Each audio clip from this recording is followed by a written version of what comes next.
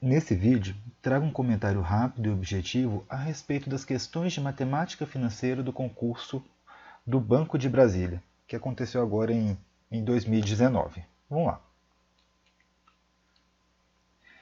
De forma geral, esses são os temas explorados no programa de matemática financeira do concurso do BRB. E esse conteúdo todo apareceu em 3 questões da prova. Os conteúdos que foram contemplados foram o conceito de juro composto, na verdade juro composto não, desconto composto. Foi tema lá da nossa primeira questão. Outro tema que foi explorado na prova foi o tema amortização, o plano de amortização, que foi o objetivo da segunda questão da prova.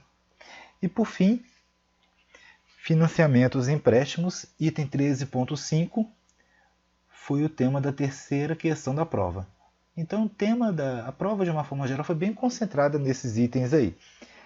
E não exploraram de forma substancial o uso de fórmulas e propriedades específicas. Foi uma prova bem geral e bem tranquila. Vamos lá. Primeira questão da prova traz enunciado no qual um estabelecimento comercial conseguia atuar no mercado até outubro de 2017 com receitas superando as despesas. A partir de novembro de 2017, esse estabelecimento passou a apresentar sucessivas quedas no próprio faturamento, isso em relação ao mês anterior. Em novembro de 2017, houve 20% de queda em relação a outubro. No mês seguinte, outra queda, também de 20% em relação a novembro. No mês seguinte, janeiro de 2018, a empresa teve uma queda maior de 60% em relação ao que já havia faturado em dezembro de 2017.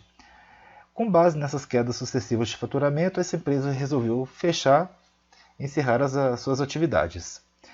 Com base nessas informações, é correto afirmar que a queda acumulada no fechamento de janeiro até janeiro de 2018, com referência a outubro, foi de... Resumindo, a gente tem que descobrir qual é o percentual total de redução de queda no faturamento dessa empresa nesses 3 meses. E a estratégia que a gente vai utilizar para resolver a questão é utilizar um valor que facilite o cálculo para ser o nosso valor inicial. Esse valor vai ser 100. Então, de início, vamos supor que a empresa tenha lá um faturamento de 100 unidades monetárias. Esse valor vai sofrer 3 reduções sucessivas. A primeira redução é de 20%, então vai ter uma queda de 20% no primeiro mês. 20% de 100 é 20, 100 menos 20 quer dizer que o faturamento no segundo momento aí passou a ser de 80. Para o mês seguinte ocorreu outra queda, ou seja, menos 20%. Desenvolvendo os cálculos, 20% de 80 é, na verdade, 16 reais. Ou seja, a queda aqui corresponde a 16. 80 menos 16, o faturamento passou a ser de 64. E, por fim, no último período, a queda de receita correspondeu a 60%. Ela arrecadou 60% menos. O faturamento foi 60% menor. Se o faturamento foi 60% menor, quer dizer que o percentual final corresponde a 40% do faturamento anterior. Ou seja, 40% de 64. Calculando 40% de 64, 40% é 40 centésimos ou 4 décimos. A gente aplica essa fração sobre o número 64, multiplicando 64 vezes 4 é 256. 256 dividido por 10, o faturamento passou a ser de 25,6. O faturamento passou a ser de 25,6. Resumindo, em 3 meses, o faturamento saiu do patamar de 100 para chegar em 25,6. Então, qual é o percentual de redução? Qual é o percentual de queda no faturamento dessa empresa? Para descobrir isso e a resposta, basta subtrair os dois valores. Subtraindo 100 menos 25,6, a redução foi de 74,6%.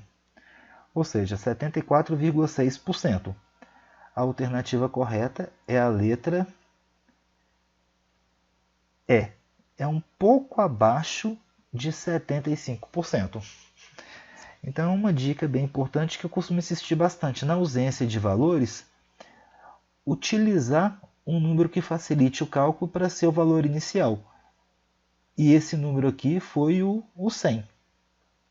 Então, a partir desse 100, desenvolvi o cálculo mês a mês e cheguei em 74,6.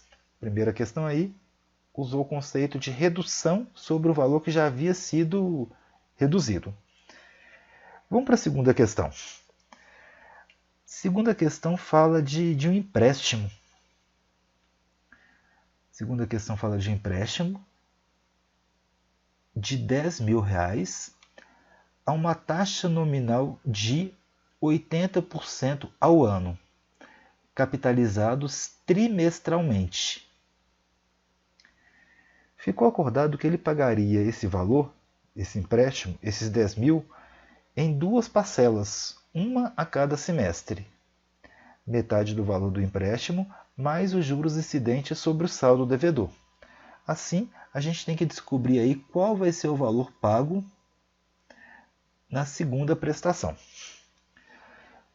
A parte mais importante aqui no início da solução é, como as parcelas vão ser pagas semestralmente, de 6 em 6 meses, descobrir qual que é a taxa equivalente de juros em cada semestre. Para isso, a gente vai ter que fazer o seguinte: como aí a taxa nominal é de 80% capitalizados trimestralmente, o que a gente vai fazer? A gente vai descobrir qual seria a taxa em cada trimestre. Para descobrir a taxa em cada trimestre, basta pegar 80% e dividir por 4. Um ano são 4 trimestres. A gente conclui que a taxa vai ser de 20% em cada trimestre. A gente vai utilizar, daqui a pouco, o valor de 0,20 para continuar os cálculos. No entanto, o que a gente precisa? A gente precisa descobrir a taxa no semestre. Então, seria a taxa equivalente no semestre. Para isso, a gente faz o seguinte: um semestre são 2 trimestres. Então, a gente vai pegar 1 mais esse fator aí, 0,2 elevado a 2. Esse 2 aí do expoente é relacionado ao número de trimestres em um semestre. E subtrair 1. Desenvolvendo esses cálculos, a gente vai obter 1,2 elevado ao quadrado menos 1, ou seja, 1,44 menos 1, resumindo, 0,44. Ou seja, em cada semestre, considerando o sistema aí de juro composto, a gente descobriu que a taxa equivalente de juros foi de 0,44. Pois bem, agora vamos fazer os cálculos para descobrir o valor de cada prestação. O da primeira, que vai auxiliar no cálculo da segunda prestação. Então, primeiro, qual seria o valor da primeira prestação? Para determinar o valor da primeira prestação,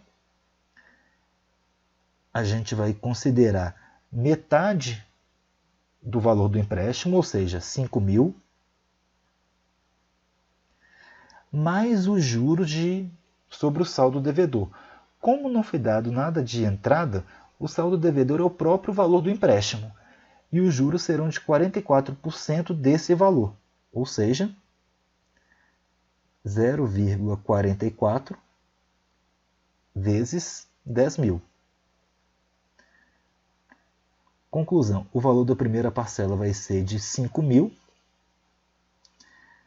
mais 4.400 Resultado, 9.400. Esse é o valor da primeira parcela.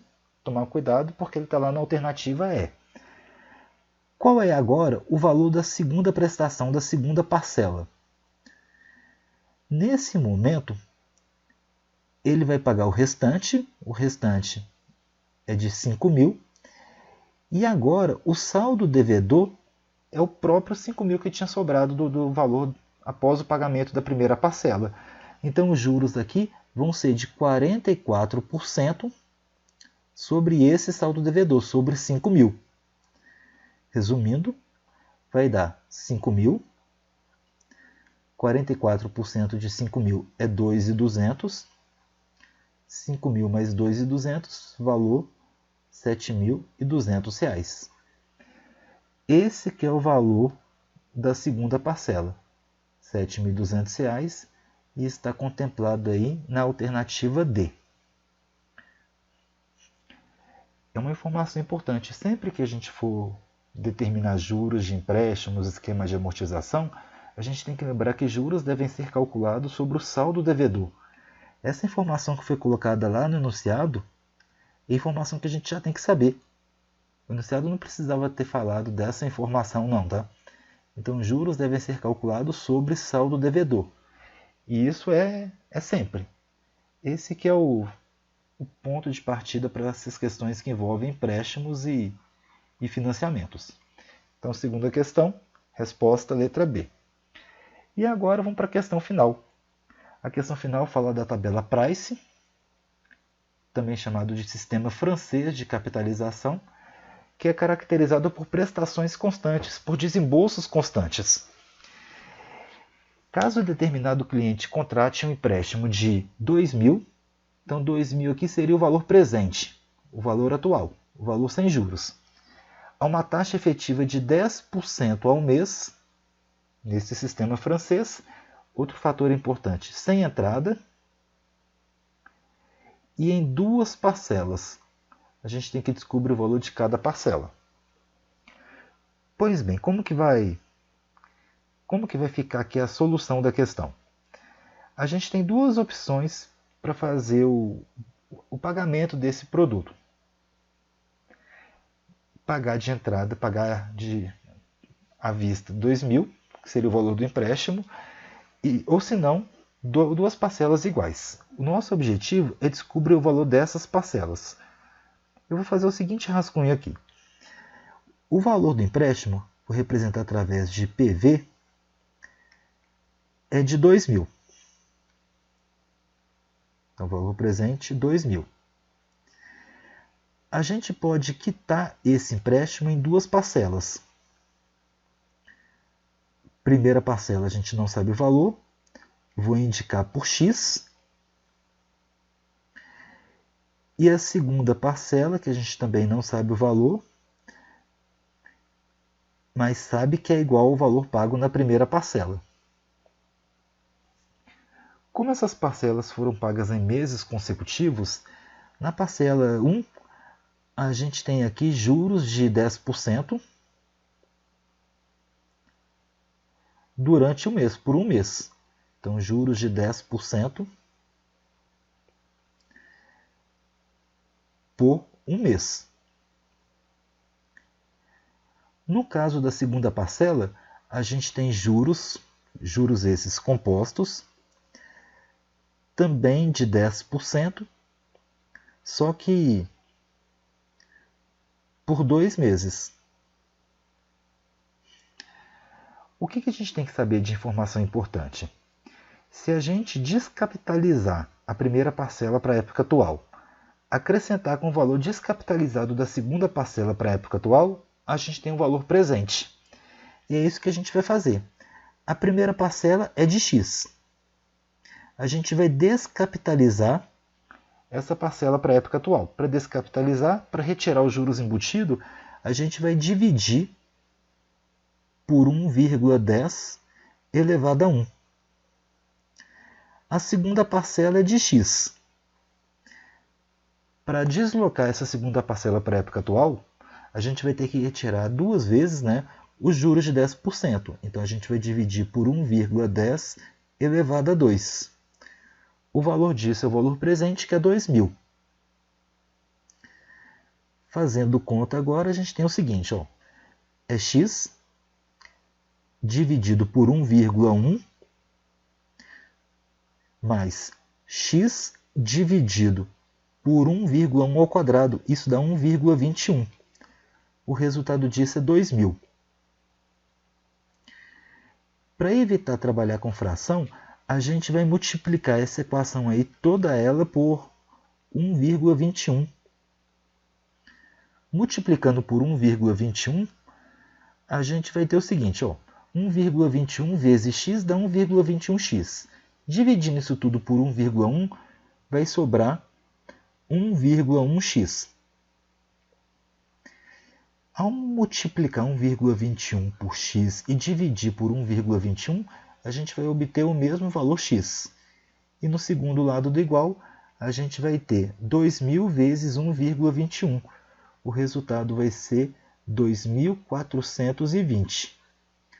Terminando, 1,1x mais x dá 2,1x, igual a 2.420.